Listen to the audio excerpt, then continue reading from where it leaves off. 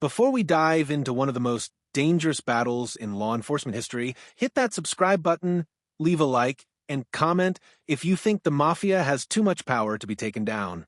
Trust me, after this story, you'll be glued to your seat. The fight between the FBI and the Mafia isn't just about crime, it's about survival. It was a quiet Tuesday night in the early 1980s when the call came in. Detective Jack Reynolds was getting into his car outside the FBI office in New York when the phone rang. "Reynolds, we've got a situation. You need to get to the docks now." No explanation. No time for questions. The Mafia's grip on the city had grown tighter over the years. The five families Gambino, Genovese, Lucchese, Bonanno, and Colombo held an iron fist over nearly every corner of New York's criminal underworld. From loan sharking to extortion, from drug trafficking to murder, their reach was undeniable. For years, the FBI had tried to infiltrate the Mafia, but they were always a step ahead. They were everywhere, and they controlled everything. At the docks, it wasn't just a routine bust. Reynolds arrived to find a scene straight out of a nightmare.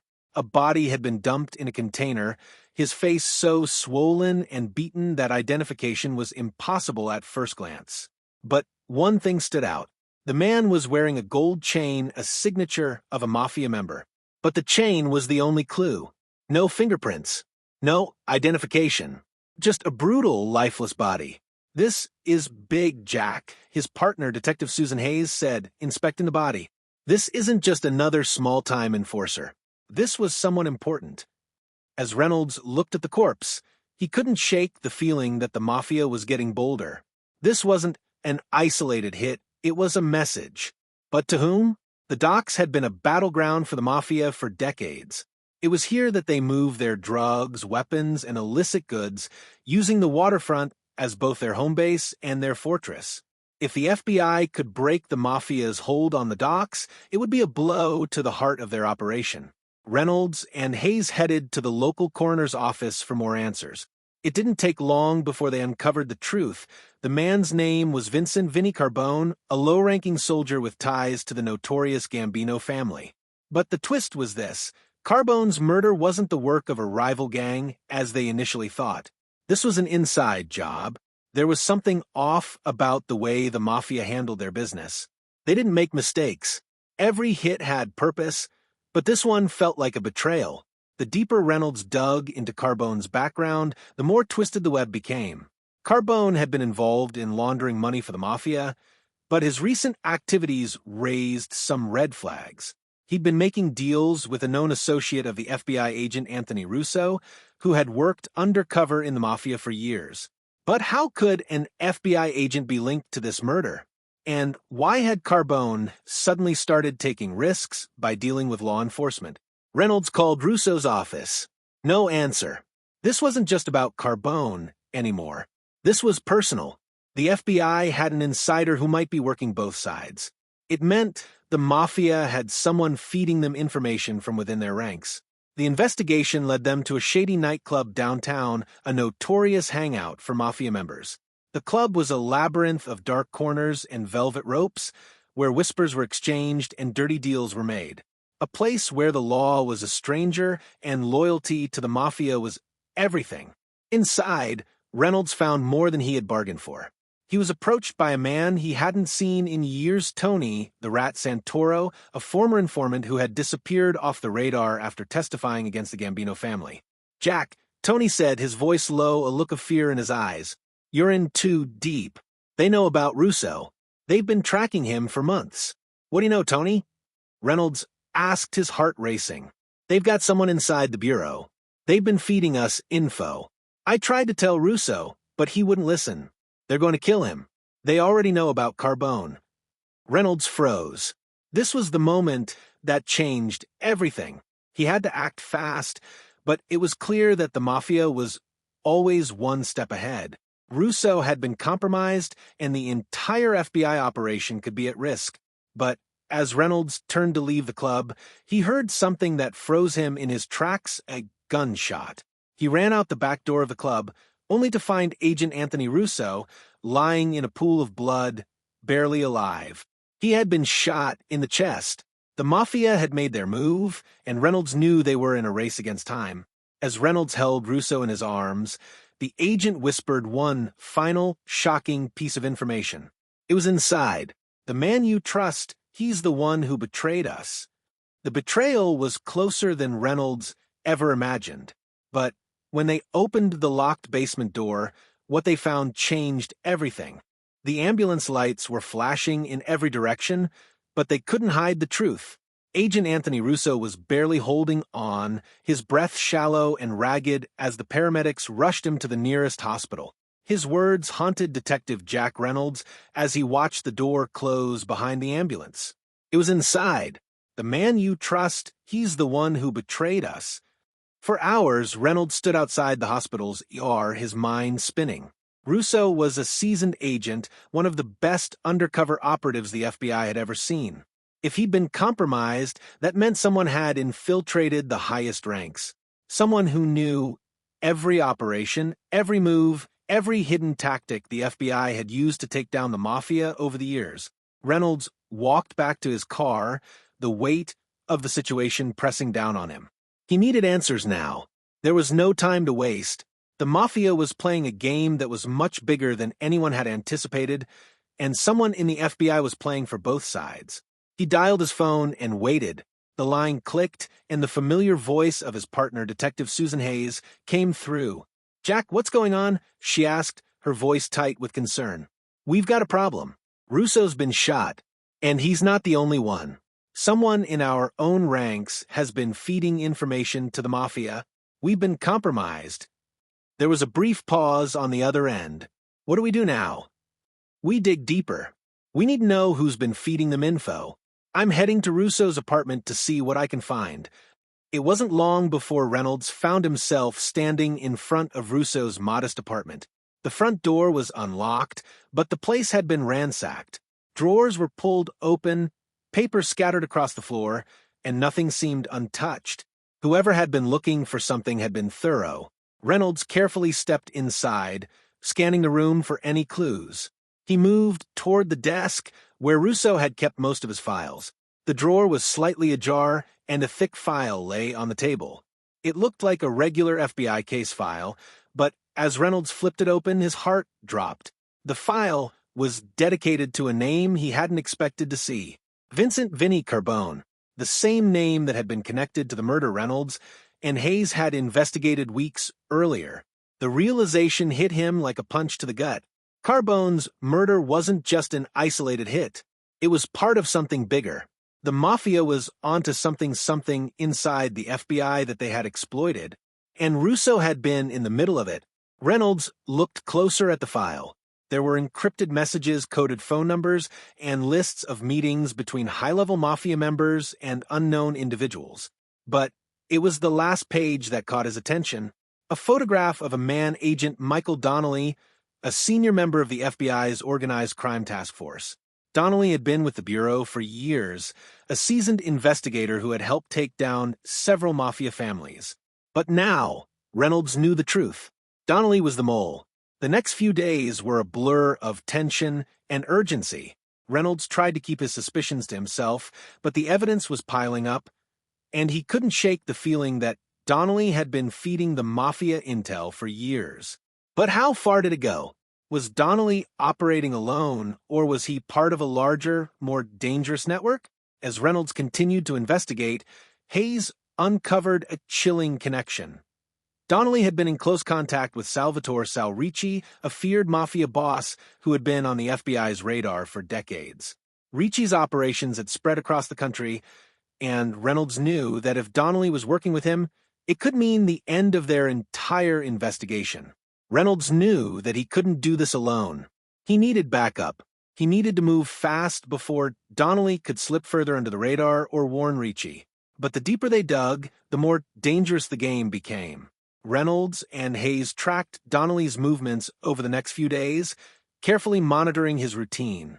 They had to catch him in the act to prove once and for all that he was the mole. But every lead they followed seemed to be a dead end. That was until Reynolds received an anonymous tip. "Donnelly's meeting with Ricci tomorrow night. It's happening at the docks. He'll be there. You'll find everything you need." Reynolds didn't hesitate. He grabbed Hayes, and together they drove to the docks, the cold night air biting at their skin. The place was eerily quiet, the only sound the waves crashing against the pier. They parked several blocks away, moving carefully through the shadows as they approached the meeting point. They didn't know how long they had before Donnelly and Ricci would meet, but the clock was ticking. The FBI's entire operation in New York hung in the balance. Just as they reached the abandoned warehouse, Reynolds heard voices. He and Hayes crouched low behind a pile of crates, peering through the darkness.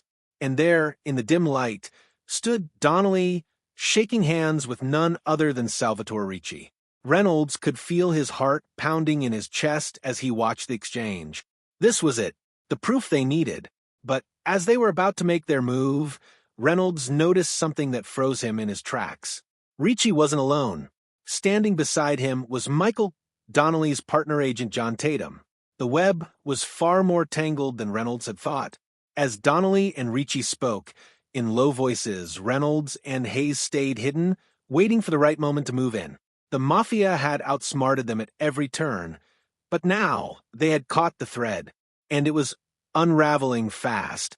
But as they prepared to confront Donnelly and Ricci, a car pulled up behind them. It was too late to retreat. They were surrounded. The tension in the air was suffocating as Reynolds and Hayes realized they were no longer the hunters, they were the hunted. The low rumble of a car engine echoed across the dock, the headlights cutting through the shadows, revealing two men stepping out. Reynolds's heart sank. It was Donnelly, and standing beside him was none other than Agent John Tatum, the same Tatum who had been working alongside Reynolds for years, a man he had trusted implicitly. Donnelly's eyes locked with Reynolds, his expression betraying nothing but cold, hard calculation. For a brief moment, there was no movement, no sound except for the distant crashing of waves. Then, Donnelly's lips curled into a smirk. "You really thought you had me, didn't you, Jack?" Donnelly's voice was smooth, almost casual, as if they were simply discussing a routine case. But the deadly undertone was unmistakable. Reynolds's mind raced.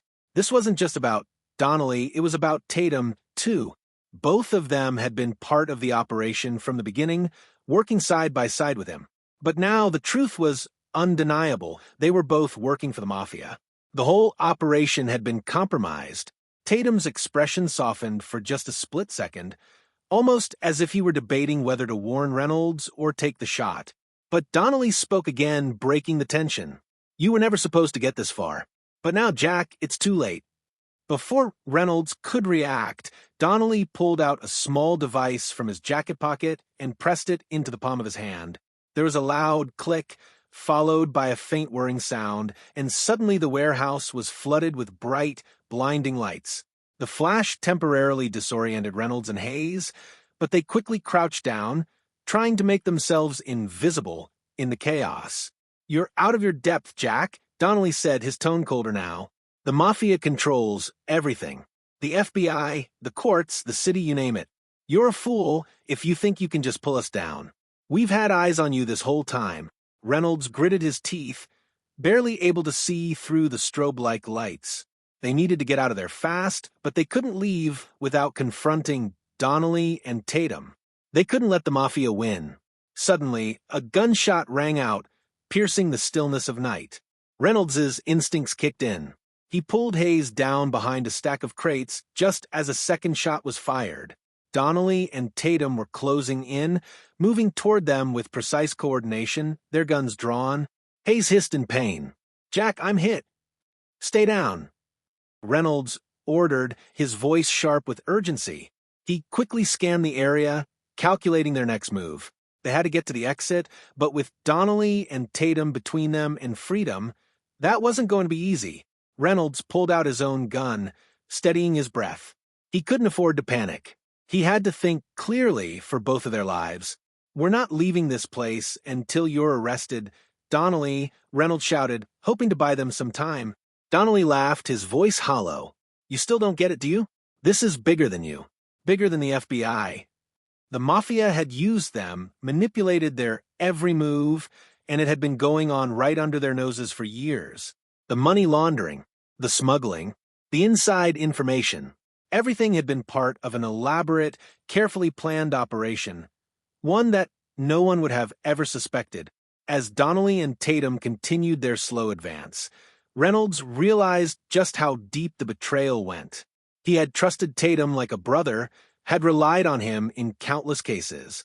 To think that the man who had worked beside him for years was now pointing a gun at him was almost more than he could handle. But there was no time for hesitation. Reynolds fired first.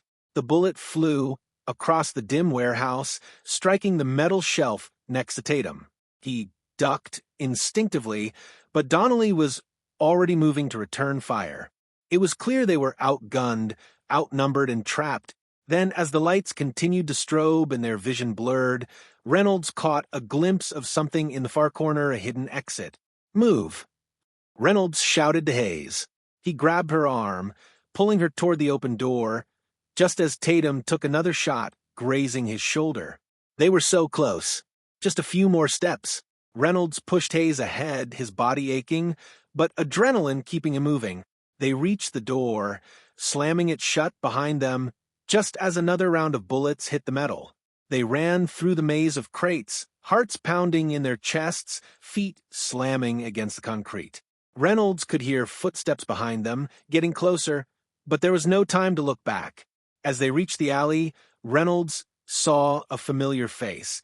Detective Susan Hayes, no, Detective Frank Miller, the officer who had been watching their backs this entire time, holding a weapon at the ready. But there was no time to explain. The Mafia was still hunting them. They had to disappear. Fast. Miller waved them forward. "You're not safe here. Get in the car now." As Reynolds and Hayes piled into the car, breathless and wide-eyed, the car peeled off into the night. They had only narrowly escaped the Mafia's trap, but Reynolds knew that this was only the beginning. They hadn't just uncovered a Mafia operation, they'd uncovered the roots of corruption buried deep within their own ranks. The truth was darker than anything they could have imagined, and as the car sped away, Reynolds couldn't help but wonder just how far this betrayal went. But when they opened the locked door to the Mafia's world, they had only begun to uncover the layers of lies. The FBI thought they were in control, but they didn't know how far the rot went. This story is far from oversubscribed now because the next chapter is coming, and you won't believe the twist that's waiting.